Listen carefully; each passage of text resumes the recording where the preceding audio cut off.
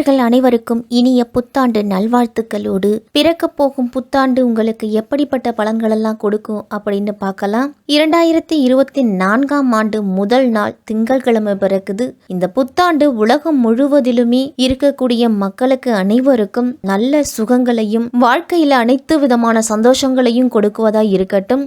மாலை நேரத்தில் கோயில்களில் சிறப்பு வழிபாடுலாம் நடைபெறும். பொதுமக்கள் அருகில் இருக்கக்கூடிய கோவிலுக்கு சென்று வழிபாடுகளை நடத்தி வாங்க. காலபுருஷ தத்துவத்தின்படி 2024ஆம் ஆண்டுல சனி பயிற்சி, ராகுகேது பயிற்சி அப்படிங்கிறது எதுவும் கிடையாது. குரு பயிற்சி மட்டுமே மே 1ஆம் தேதி இருக்குது. குரு பகவான் மே 1ஆம் தேதி மேச ராசியிலிருந்து ரிஷப ராசிக்கு போறாரு. சனி பகவான் கும்பராசியிலேயே ஆட்சி அமைத்து பயணம் செய்கிறாரு. ராகு பகவான் மீன ராசியிலையும் கேது பகவான் கன்னி ராசியிலையும் பயணம் செய்கிறாரு.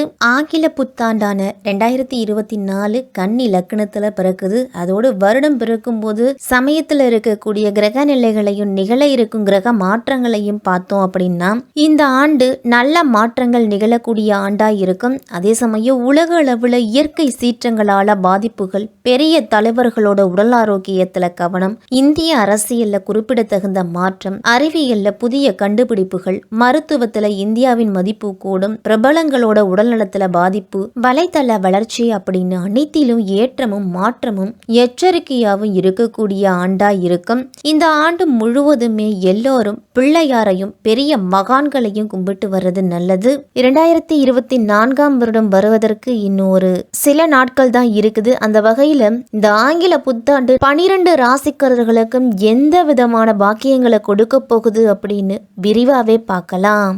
அன்பான மகர ராசிக்காரர்களே, இந்த பிறக்க போகும் ஆங்கில புத்தாண்டு 2024 உங்களுக்கு எப்படி இருக்கும் அப்படின்னு பார்க்கலாம். இந்த வருடத்தின் ஆரம்பமே உங்க ராசிக்கு 4ஆம் இடத்துல குரு, 9ஆம் இடத்துல கேது, 11ஆம் இடத்துல புதன் சுக்கிரன் சேர்க்கை, 12ஆம் இடத்துல சூரியன் செவ்வாய், 2ஆம் இடத்துல சனி, 3ஆம் இடத்துல ராகு அப்படின்னு கிரக நிலைகள்லாம் இந்த புத்தாண்டுல இப்படிதான் உங்களுக்கு இருக்கு.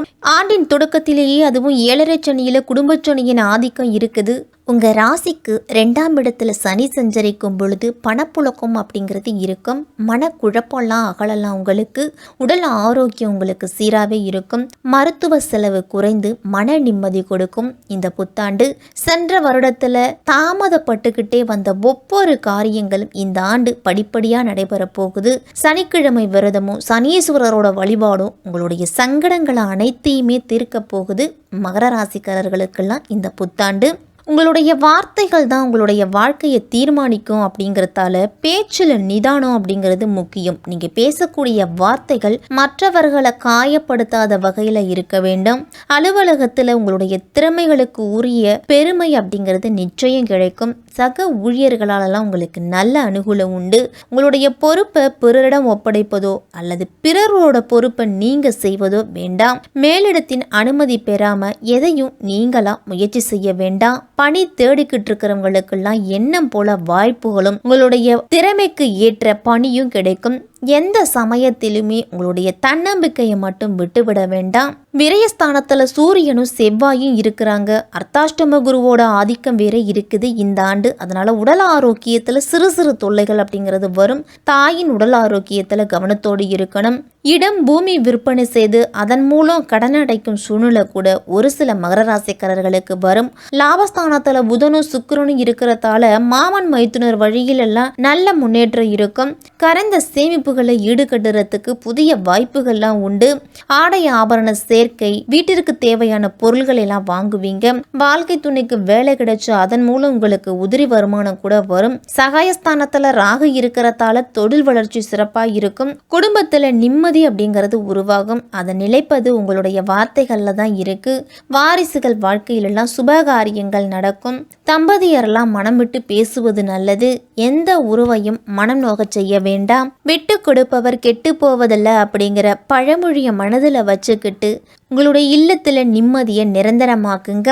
எந்த தொழில் செய்து வந்தாலும் அதில் வளர்ச்சி அப்படிங்கிறது இருக்கும். அயல்நாட்டு ஒப்பந்தங்கள்லாம் வந்து சேரும்.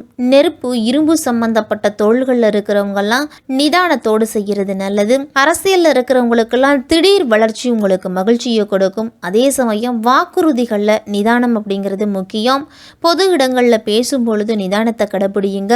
அரசு துறையில் இருக்கிறவங்களுக்கெல்லாம் ஏற்றங்கள் எதிர்பார்ப்புகள்லாம் நிச்சயம் நிறைவேறும். முகஸ்துதி பாடுவோரிடம் சற்று எச்சரிக்கையாக இருங்க. உங்களுடைய முயற்சிக்கு ஏற்ப முன்னேற்றம் அப்படிங்கிறது இருக்கும். மகர ராசிக்காரர்களுக்கெல்லாம் உறவுகளெல்லாம் அனுசரித்து போங்க. சோம்பலால் சில செயல்கள் எல்லாம் தாமதம் ஏற்படலாம். மறதி சார்ந்த பிரச்சனைகளும் உங்களுக்கு அவ்வப்போது தோன்றி மறையும். எந்த சூழலையும் சமாளிக்கும் தன்னம்பிக்கை அப்படிங்கிறது உண்டு. சுகபோக விஷயங்களில் நாட்டம் அப்படிங்கிறது ஏற்படும். சமூக பணியில் இருக்கிறவங்களுக்கெல்லாம் செல்வாக்கு அதிகரிக்கும். உடன் பிறந்தவர்கள் மூலம்லாம் நல்ல அனுகூலம் உண்டு. பலதரப்பட்ட மக்களின் தொடர்பு அப்படிங்கிறது கிடைக்கும். மகர ராசிக்காரர்களுக்கெல்லாம் வழக்கு சார்ந்த பணிகளில் எதிர்பார்ப்புகள்லாம் நிறைவேறும்.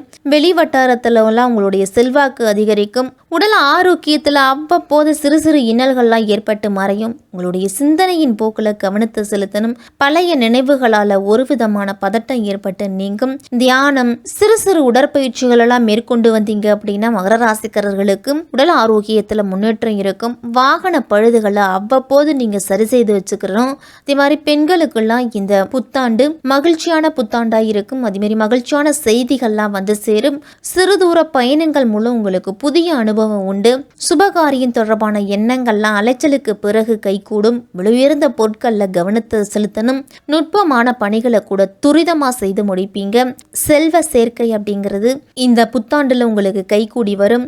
சுப நிகழ்ச்சிகள் இந்த புத்தாண்டு மகர ராசிக்காரர்களுக்கெல்லாம் உண்டு. கூட்டு முயற்சியிலிருந்து விலகி தனித்து இயங்க முயற்சி செய்வீங்க. கணவன் மனைவிக்குள்ள ஒருவரை ஒருவர் புரிஞ்சுக்கிட்டு செயல்படுறது தான் இல்லறத்தை நல்லறமாக்கும்.